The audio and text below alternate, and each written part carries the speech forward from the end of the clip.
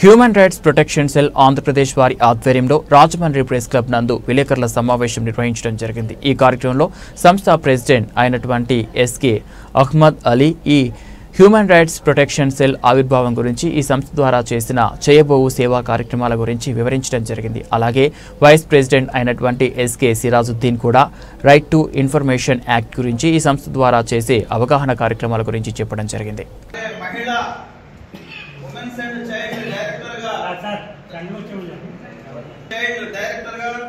వారికి అవార్డు ఇస్తున్నాము।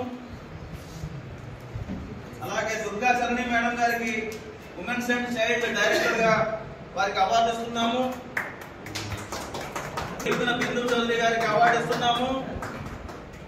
Best of the year work చేసినందుకు ఇస్తున్నాము। అలాగే నుంచి అవార్డు ఇస్తున్నాము। అలాగే అరుణ్ గారికి రాత్రి పగలు కష్టపడుతూ వారి సర్వీస్ ని మెచ్చి అవార్డు ఇస్తున్నాము। అలాగే బెస్ట్ ఆఫ్ ది అవార్డు ఇస్తున్నాము। అలాగే సునీల్ గారికి అవార్డు ఇస్తున్నాము।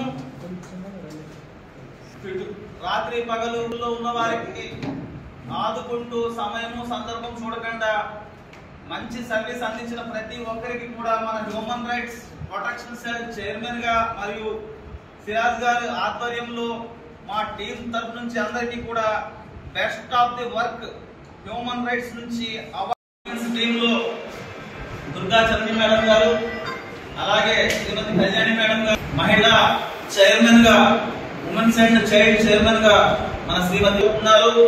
వీరందరూ కూడా మహిళల యొక్క సమస్యలు, విద్యార్థుల యొక్క సమస్యలు, వాళ్ళ సూసైడ్ అటెంప్ట్ చేస్తున్న వాళ్ళకి కౌన్సిలింగ్ కూడా, అలాగే మహిళ కాలేజెస్ లోను విద్యాలయాల్లోనూ పిల్లలకి అవేర్నెస్ ప్రోగ్రామ్స్, పిల్లలకి వైద్య సహాయం అందించడము, వాళ్ళ విద్య సండే స్కూల్స్ ఏర్పాటు చేయడము జరుగుతుంది। అలాగే మేము చేయబోతున్న కార్యక్రమాలు కూడా ఈ పబ్లిక్ కి తెలియాలని చెప్పి ఈ రోజు సహాయం పొందుతున్నాము। దీని ద్వారా మేము మా యొక్క కార్యక్రమాలు ప్రజల్లోకి వెళ్ళాలని మేమందరం కూడా ఇవాళ ప్రెస్ మీట్ ద్వారా మా యొక్క ఉనికి మీకు తెలియపరుస్తున్నాము। గ్రామీణ ప్రాంతాల వారికి, గిరిజనులకు, వెనకబడిన తరగతుల వారికి మేము విద్య, వైద్యము, న్యాయ సహాయం అందించడం అవగాహన మంది వారి యొక్క ధనాన్ని పోగొట్టుకుంటున్నారు, అలాగే సూసైడ్ చేసుకునే పరిస్థితులు కూడా తెచ్చుకుంటున్నారు। అలాంటివి జరగకుండా ఉండటానికి మేము ప్రజల్లో అవగాహన కార్యక్రమాలు, అలాగే కాలేజీ నుంచి ఆత్మహత్యల నివారణ కార్యక్రమాలు కూడా నివారణ వాళ్ళకి కౌన్సిలింగ్ ఇవ్వడము, జీవితం మీద ఒక ఆసక్తికరమైన ఒక ధైర్యాన్ని కల్పించే విధంగా మేము మా టీం ద్వారా మేము కార్యక్రమాలు చేస్తున్నాము। అలాగే ఫుట్పాత్ మీద ఉన్న వారికి వస్త్రదానము, అలాగే వాళ్ళకి ఇంజూరీస్ కానీ మెడికల్ హెల్ప్ కానీ ఏమైనా ఉంటే వాళ్ళకి అందిస్తున్నాము। అలాగే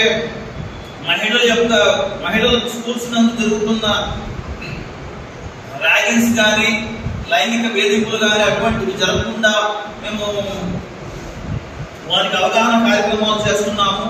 అలాగే పబ్లిక్ లో ఆహారము మరియు ఆరోగ్యము, ప్రజలకు ఆహారము మరియు ఆరోగ్యం విషయంపై సూచనలు, సలహాలు మేము ఇస్తున్నాము। అలాగే వయోవృద్ధులు, నిస్సహాయులు, బెగ్గర్లకు ఉచిత న్యాయ సహాయం అన్ని కూడా అందిస్తూ మేము ప్రజలకి చేరువుగా మా human rights protection cell work చేస్తుంది। అలాగే మన శ్రీమతి బిందు చౌదరి గారు మహిళల యొక్క సమస్యల మీద 4 ముక్కలు మాట్లాడతారు।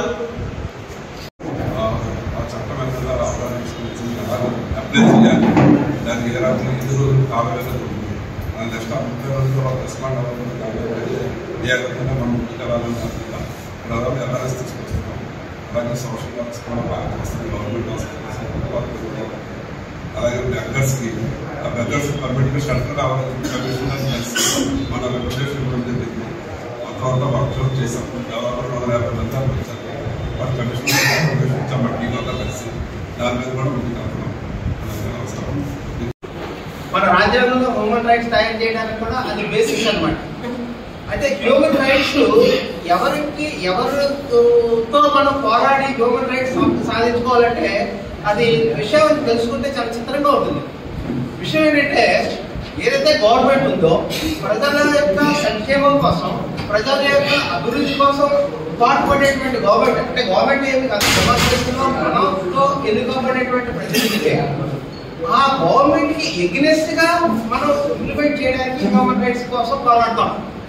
అంటే తోటి వ్యక్తులకు అవమానించినా అది పోరాడతాం, కానీ ఎక్కువ హ్యూమన్ రైట్స్ గురించి పోరాడేది గవర్నమెంట్ విజనరీ మీద పోరాడుతుంటాం.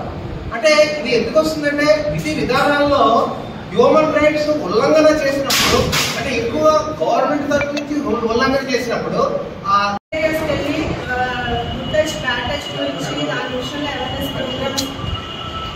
స్కూల్స్కి వెళ్ళి అక్కడ అవేర్నెస్ ప్రోగ్రామ్స్ ఇవన్నీ చాలా మా మహిళా టీం అందరూ కూడా జరిపించుకుంటూ వస్తున్నాము.